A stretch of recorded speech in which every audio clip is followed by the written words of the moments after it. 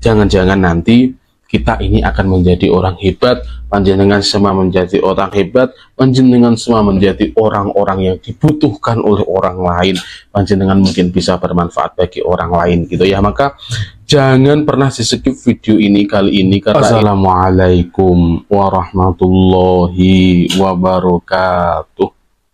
Salam sejahtera bagi kita semua. Salam rahayu, rahayu, rahayu. Jumpa kembali dengan saya di channel YouTube kebanggaan kita bersama, Mambu Santri Channel. Baik sahabat-sahabat, di kesempatan yang baik ini nanti kita akan membahas sebuah tema yang masih berkaitan dengan dunia spiritual, yaitu tanda-tanda ataupun tahapannya kebangkitan spiritual di dalam tubuh panjenengan semua. Ini sangat penting untuk dibahas. Karena apa? Supaya kita tahu apa semua sih tahapan-tahapan supaya kita ini spiritual yang ada di dalam tubuh kita ini bisa berkembang dengan cepat. Apa semua tahapannya, apa semua ujian yang akan kita terima nantinya. Setelah kita kemarin membahas tentang ciri-ciri bakat spiritual yang tinggi, kemudian ada beberapa spiritual yang kita bahas di video-video sebelumnya, tapi di video ini sangat menentukan karena itu sebuah pertanda bahwa kebangkitan spiritual di dalam tubuh kita itu sudah berkembang melalui tahapan-tahapan yang kita jalani.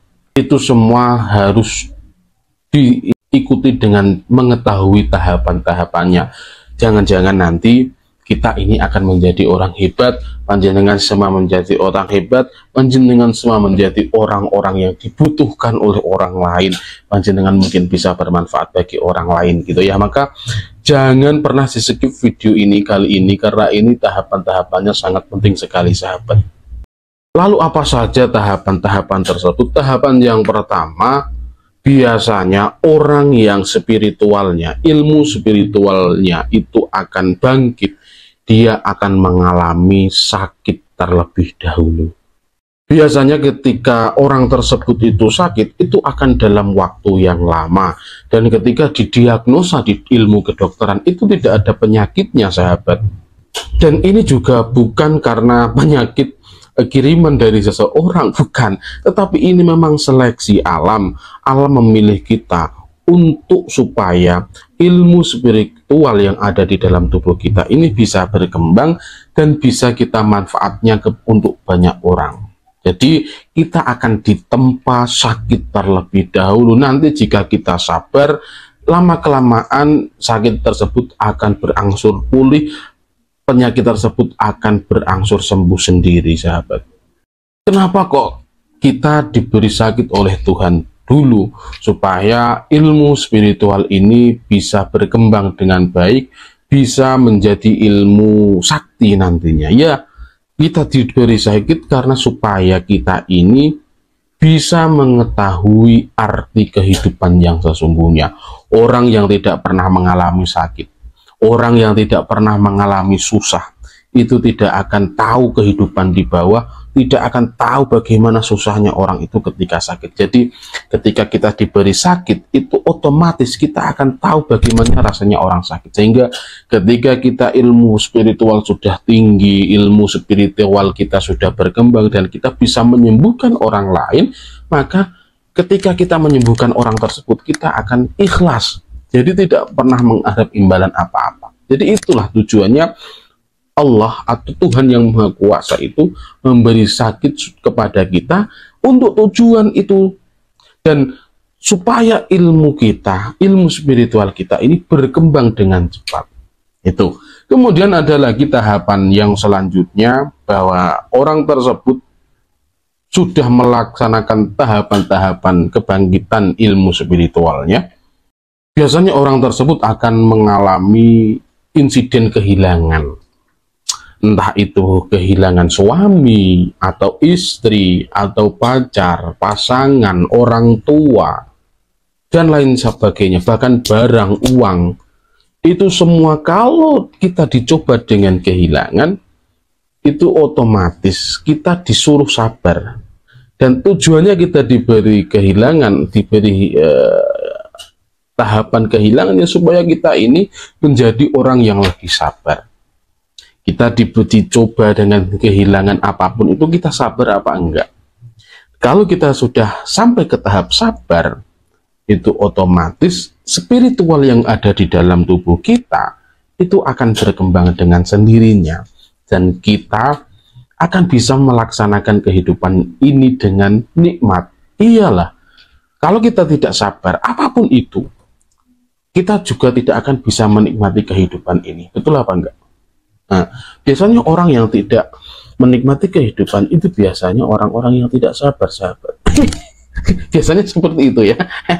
Kemudian ada lagi tahapannya, jika seseorang itu ilmu spiritualnya akan bangkit, biasanya dia akan mengalami depresi, sahabat. Depresi di sini tidak diartikan dengan skizofrenia, tetapi depresi di sini adalah mode awal bagaimana dia menjalani kehidupan ini dengan sangat sulit, sehingga dia mengalami beban pikiran yang penuh, tetapi tidak sampai ke tahap skizofrenia atau depresi berat, bukan seperti itu, tetapi dia bisa mengalami yang namanya stres ringan, sehingga dia bisa mengembangkan ilmu spiritualnya tersebut. Ya itu tadi, dia depresi karena dia terlalu berat memikirkan beban kehidupan yang ada di dunia ini. Kemudian ada lagi sahabat-sahabat tahapannya, jika seseorang itu ilmu spiritualnya akan bangkit, yaitu biasanya orang tersebut akan mengalami kisah cintanya itu sangat pahit. Kisah cintanya itu tidak seindah yang dia bayangkan. Jadi ketika dia mengalami hubungan dengan seseorang, itu akan putus nyambung gitu ya. Dan biasanya juga orang yang ilmu spiritualnya sedang berkembang, dia akan telat dalam membina rumah tangga. Bukan kok dia tidak mau menikah, tapi memang telat, sulit jodohnya.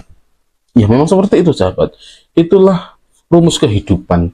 Jadi kita sudah pengen menikah, tetapi memang agak sulit. Karena apa? Yaitu tadi, ilmu spiritual kita akan berkembang sehingga kita ini sulit mendapatkan jodoh. Dan walaupun kita mudah ya atau mendapatkan pacar, tetapi itu semua akan berakhir dengan sia-sia, ya putus, nanti seumpama sudah menikah ya cerai, seperti itu.